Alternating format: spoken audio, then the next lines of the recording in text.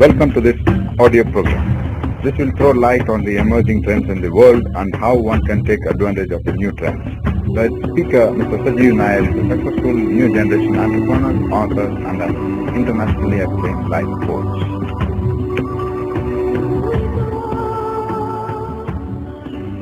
Namaste. This is Sajeev Nair. I am an entrepreneur turned life coach. Also, God has blessed me with 4 best-selling books. I've given trainings and coachings to lakhs of people from all walks of life in the area of emotional intelligence and financial intelligence, 2 most important things what one needs to have to succeed in life. I'm also heading Ayusante, an organization working with a mission to make Ayurveda as a way of living to the entire world using the power of digital platform and community commerce. Here I'm going to talk about the new trends in the world and how one can make a fortune out of this. If you're open-minded towards new ideas, ambitious, and wants to achieve something big in life, wants to be wealthy at the same time to support some social cause, the following information would be useful to you. Wealth is the product of man's capacity to understand the future. I repeat, wealth is the product of man's capacity to understand the future. Anyone who has created huge wealth has always seen the future and taken steps to make the best use of the future trends. Bill Gates could think about computers and operating systems before the world could believe that such technology advancement could ever happen. Jeff Bezos could see people ordering books and magazines online and conventional bookstores going out of business much before common man could ever imagine. Asim Premji could see the IT boom happening in India and changed Wipro from soaps and vegetable oil to an IT brand. Now, do you really understand why I said wealth is a product of man's capacity to understand the future? Had someone wanted to make a living in the agricultural age, he should have engaged in farming. One who found out better farming methods created wealth. As we moved to industrial age, farmers turned to laborers and became employees. From 2000, we are living in the information age. If farmers were the products of agricultural age and employees were the products of industrial age, then entrepreneurs are the products of information age. If someone wants to achieve big in his life and wants to create wealth, then no other option other than to become an entrepreneur right now. The trend is catching up in a big way, especially in India, as India has got a fast economic growth and is predicted to become the largest economy in the next 25 years. That is why we see even youngsters just out of the college set up their own ventures and many of them creating huge wealth. What one needs to have is a powerful dream and a massive self-drive. Before I continue, let me ask you one question. Have you ever thought what you really want to achieve in your life? What is your dream? The more clarity you have about your dreams, the more useful this program would be. When we talk about entrepreneurship or business, what is the ideal business model? Robert Kiyosaki, multimillionaire and a best-selling author, says 95% of all the businesses are not businesses in its true sense.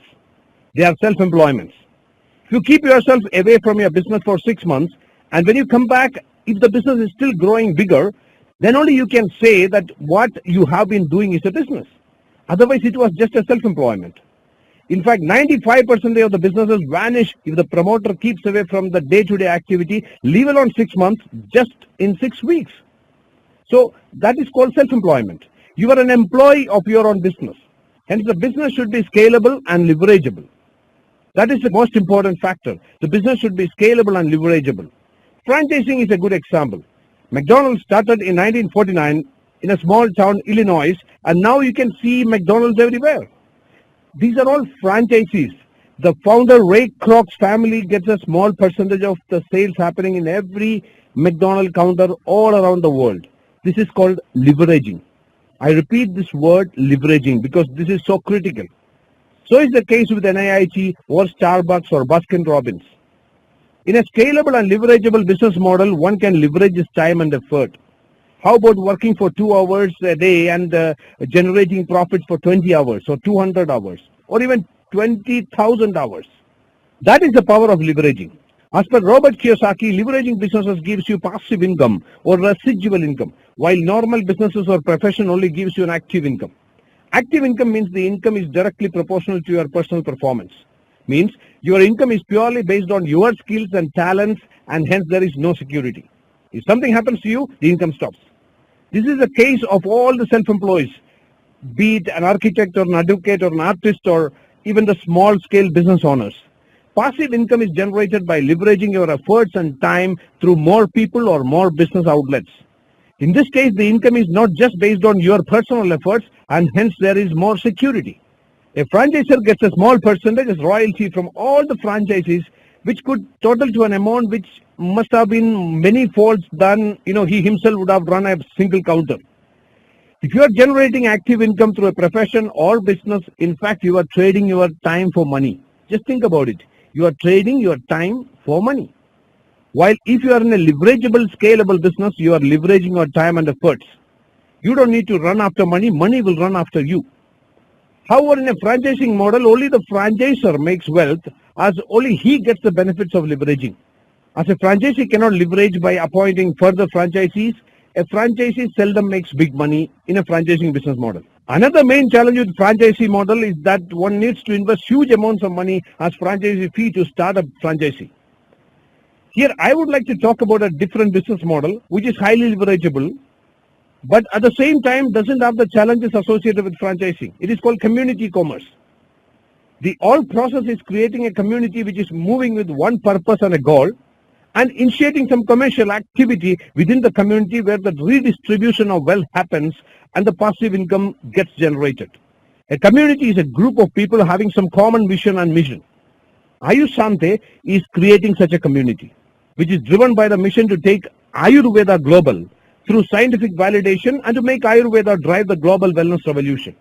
Now let's talk about wellness. Wellness is another big trend in the world.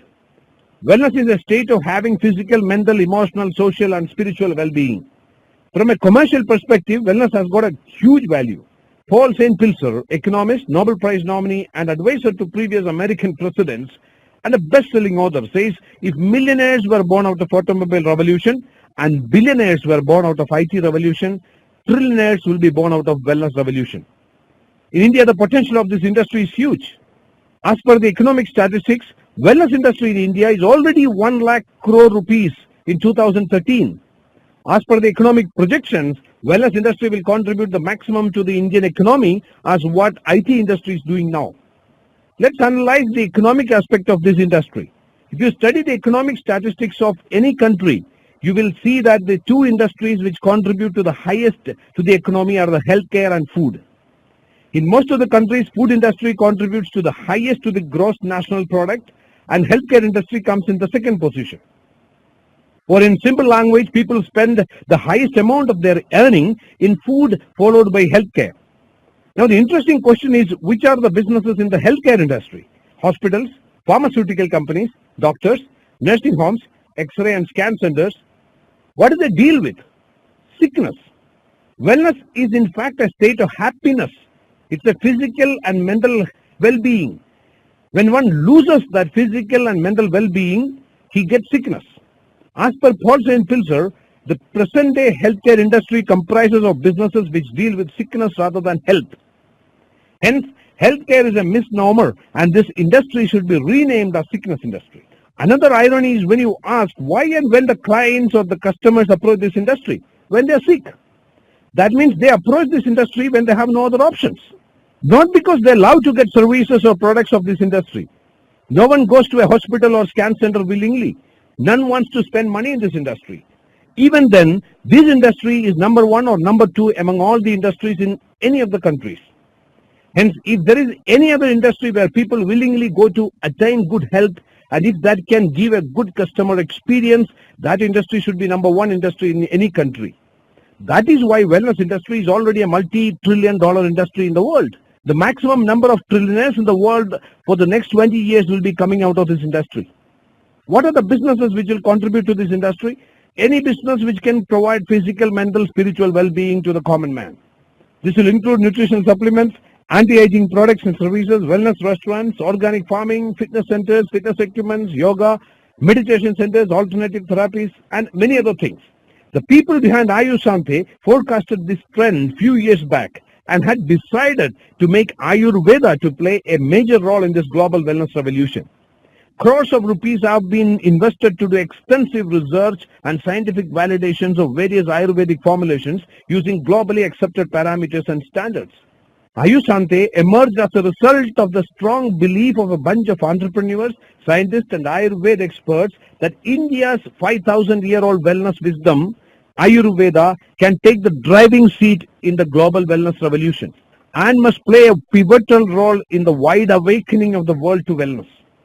We are in the process of creating a global wellness community where people could achieve well-being at physical, mental and spiritual level using Ayurvedic way of living. Some people ask, why Ayurveda? Ayurveda is the only total wellness solutions. When you talk about three-dimensional health, that is physical, mental and spiritual, Ayurveda is the only one solution. Because all other wellness-related products and services deal with only one part, that is the body, while Ayurveda deals with mind, body and spirit. When we live in the information age, we are all part of another major trend, the information technology. From an economic standpoint, the exploding growth of e-commerce everybody is witnessing. Technology has revolutionized everything in this world, be it the way we communicate with one another or the way we do banking transactions. The trade and commerce also undergoing massive transformation. Instead of getting stuck in the heavy traffic, people have started opting for e-commerce. So in India, it is in the infancy stage. India has all the reasons to become the largest e-commerce market in the world. In 2013-14, the total e-commerce industry in India is $16 billion US. Compared to the $244 billion US market or the $220 billion China market, we are very, very, very small. But looking at the way the e-commerce companies are growing in India, one should be stupid not to pay attention to this industry. While Flipkart, a startup by two Amazon.com employees, crossed the sales of 6,200 crore rupees in just 7 years. Snapdeal, another leading e-commerce player, is growing 500% and crossed $1 billion US in sales in just 4 years. As per the economic analysis, e-commerce in India is only 2.4% of the entire retail business, while expected to cross 16% by 2020. We are talking about an 800% growth. Needless to say, many millionaires and billionaires are in the making. This is one major trend no one can ignore. Now, can you imagine how powerful it would be when we converge the powers of all these trends? Wellness through the 5,000-year-old Indian Ayurvedic wisdom, community commerce and e-commerce. We call it as digital community commerce.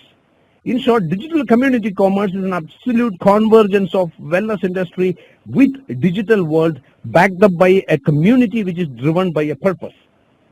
25 years back, not many people must have realized the entire world would be revolutionized by computers and internet.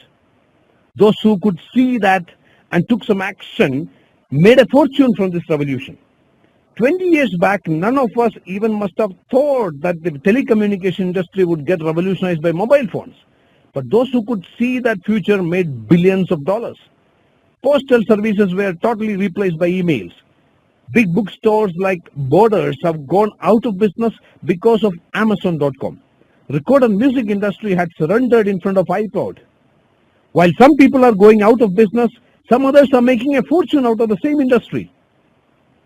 Those who don't have the capacity to understand the future and those who have closed their eyes and mind to see the future just remain as consumers to these revolutions. While those who understand the future and decide to take massive action to fulfill their dreams by capitalizing these trends will emerge as billionaires and trillionaires. Bill Gates explained the secret of his success as, I was in the right place in the right time. I had a vision and I put in massive action. Mike McCormick, once a leading Harvard professor and a business strategist, said it is not enough to be in the right place in the right time. One should know that he is in the right business in the right time. Now that you know what is going to be the future trends and how you can make a fortune in the next few years, you cannot say you did not know about this. When we talk about some successful people, I have heard many a time people saying, he's lucky. I've even heard people complaining, see, I'm also working hard, but luck never favors me. I also believe in luck. For me, luck is meaningful coincidences. Some people take the best use of these coincidences while others ignore it. You listening to this session also is a coincidence. To make it meaningful or not is your choice. I remember the famous quote, luck favors a prepared mind. Are you prepared to make a fortune out of these trends? That too being part of a social cause to take Ayurveda global, then you are lucky. God bless you.